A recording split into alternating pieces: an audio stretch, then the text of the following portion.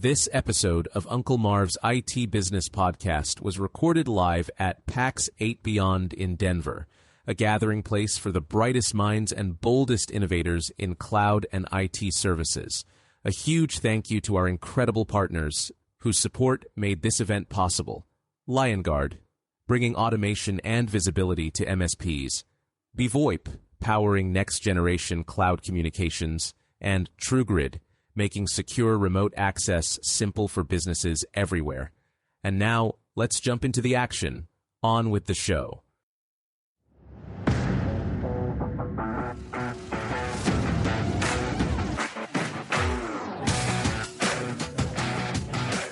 Hello, friends. Uncle Marv here with another episode of the IT Business Podcast, a show for IT professionals, where we help you run your business better, smarter, and faster. And we are once again live here at PAX 8 Beyond on Radio Row outside of the vendor hall.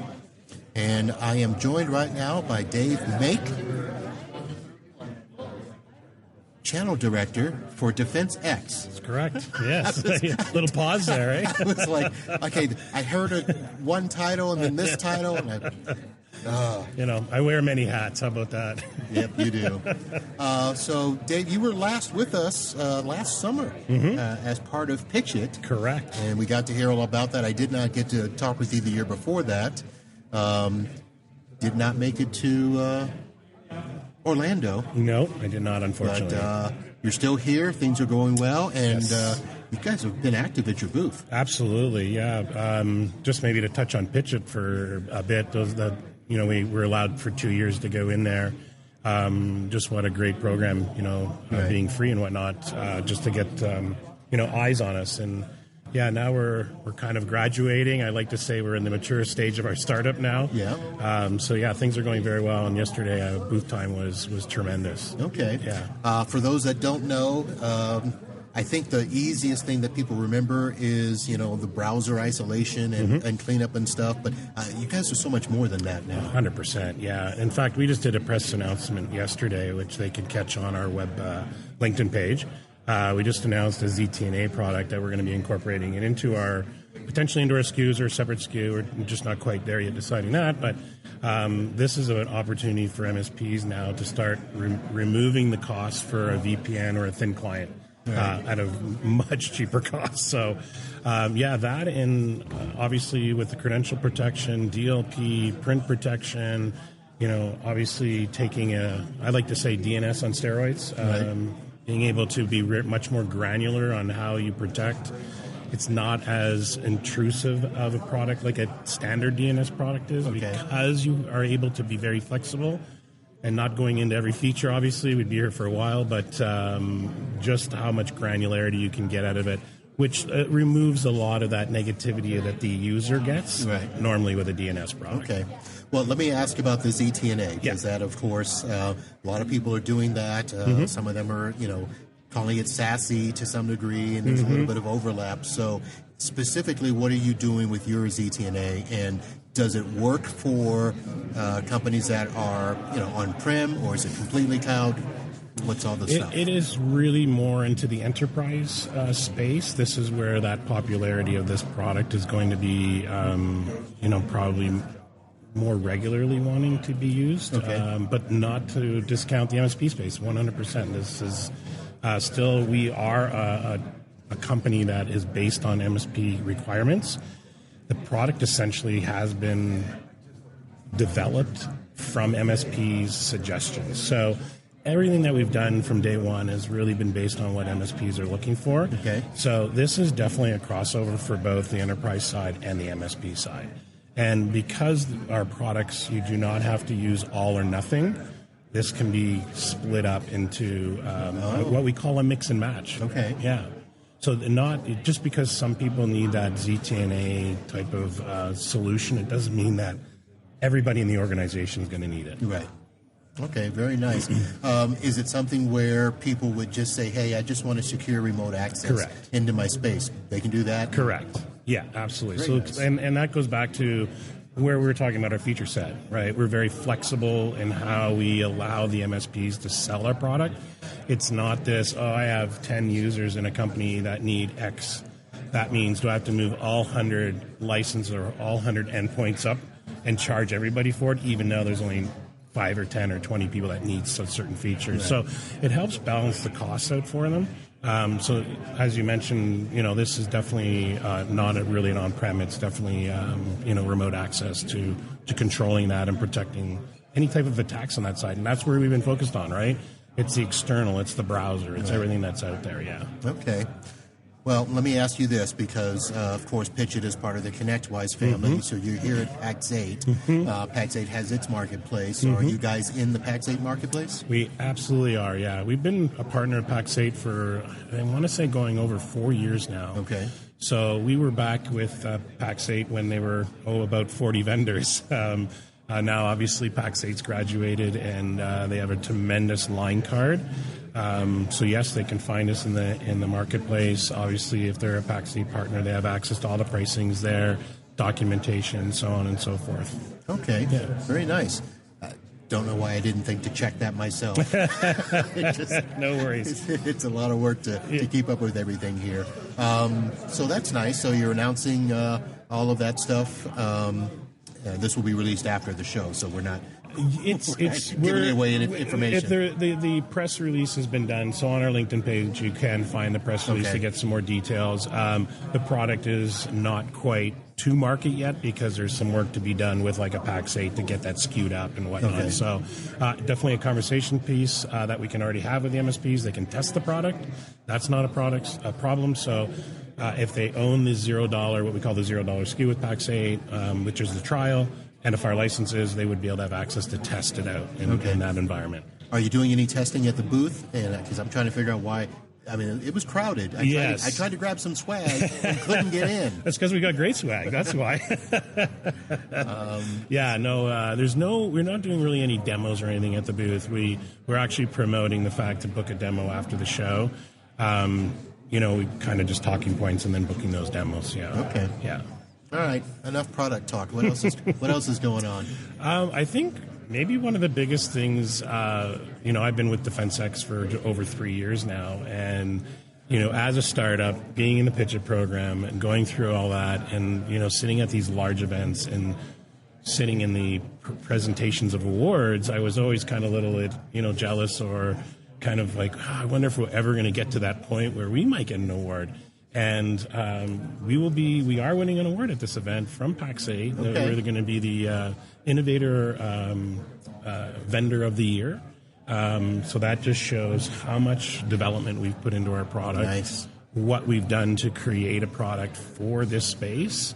We'll be presented with that award here very shortly, actually, within another hour, I think. Oh, very nice. Yeah. Now, is this something where obviously you knew ahead of time before you came out? I'm assuming they wanted to make sure you were going to be here. Correct. And all of that. But do you know, for instance, like the criteria with which you were selected? Do you know if who was runner-up or anything like that? I don't know the runner-up details. Maybe we were the only one chosen. I don't know. But it was definitely a decision made by the executive team of PAX 8, a vote to pick somebody to receive this award. I think we're in really good company because Roost won it last year. Roost is a fantastic product, and I think we're being put up there with an award. People like Microsoft is winning an award as well. So we're in good company here, winning something. Yeah. So that tells you that obviously everything's working. People are liking the product. Everything is just, I'm assuming, going better than expected.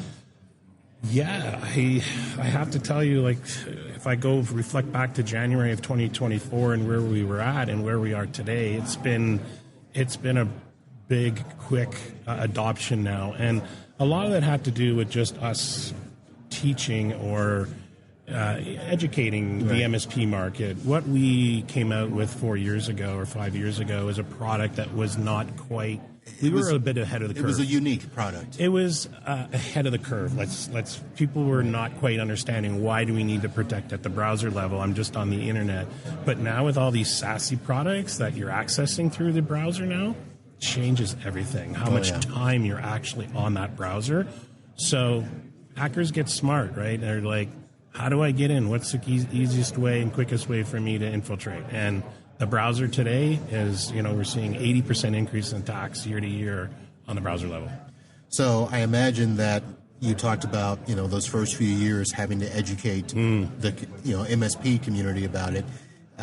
What feedback have you gotten from MSPs about any assistance they might want in helping to educate customers about it? Yeah, great question. A lot. So we actually, in our back end of our product, the MSP can actually put in a request for a feature or something they're looking for, or an integration, let's say. Great example was Halo. Came out of kind of nowhere and all of a sudden became this product that a lot of MSPs were starting to convert to. And it was literally like, hey, we need you guys to be integrated with them. And we flipped that over in, I think, about a month and got that integration done. So we have a very interactive way for them to ask for feature sets.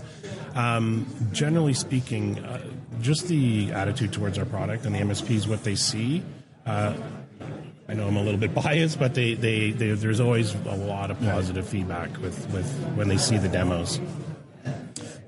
So let me ask this now in a more general cyber world question. Yes, the attacks are coming, they're increasing, stuff like that. Where do you see, either DefensX or anybody in that matter, where do you see us all having to deal with, the way things are changing now, especially with AI, aiding, the third world, the hacker nations, all of that stuff. It is just ridiculous where it's gone the last 6 to 8 months. Yeah. Well, AI has helped the hackers, right? Because they don't have to do any work anymore. They don't have to sit behind their computer trying to find a way in. They just send out the bots to go figure out ways in, and then when they see there's a hit, then they go to work, right? So it's totally changed for them. It's not the typical, we always put the guy in the hoodie type of thing sitting in some, remote area trying to hack into networks. But that's changed now. So the AI has become an incredible tool, but also going to be very dangerous for people using it and understanding there's way that you're going to need to be protected. And we already actually are working with Microsoft. We've came up with a protection for Copilot, because Copilot, everybody gets it for free. Yeah. So everybody's using it, think it's a great tool, but the minute you start dumping information in there, that is out there. So how do you stop them from putting out sensitive data onto the AI market or Copilot? Now, is that protection going to be something that would be on a tenant by tenant level, to where MSPs can help their clients put the guardrails up in a sense? Absolutely, yeah. And that comes back to the feature sets, the flexibility of how to set up the features that we provide. But yeah, it's multi-tenancy for the MSP. Really easy. Our back end is actually just drop-down menus and point and clicks. So it's not, there's no coding, there's no anything to be done with our product. But yeah. Okay. Yep. Very nice. All right, I want to make sure I give you time to go. You don't have to go dress up or anything for this award, do you? No, I don't. Okay. As long as I've got the DefensX going, that's it. Share going great there. All right, well, Dave, it was great to catch up with you. Absolutely. And good luck on everything. Very happy for the success you've had. Thank you. Appreciate it. Proves you don't have to be a winner of the Pitch It program to do well. I totally agree. I think this is something that I've always said in those Pitch It programs. I met a lot of great people and a lot of great companies, and all the products that were involved were all amazing. Yeah. Right? And that's where they're going there. They're going there to start off and show people, and MSP specifically, what they got. Great way to showcase. Yeah. So it was it helped us for sure. Obviously. Very nice. Yeah. Very nice. All right. Well, we'll see you. I'll try to make round two around to your booth. Yep. And see if I can get in there. You will definitely get in. I'll get you a flask with some bourbon in it. There you go. Now we're talking. Right on. All right, folks. Dave Maik, DefensX, and check them out. Browser protection and the new ZTNA. Very nice. Yep. Thanks. That's it, folks. We'll be back with more from PAX et Beyond. Holla.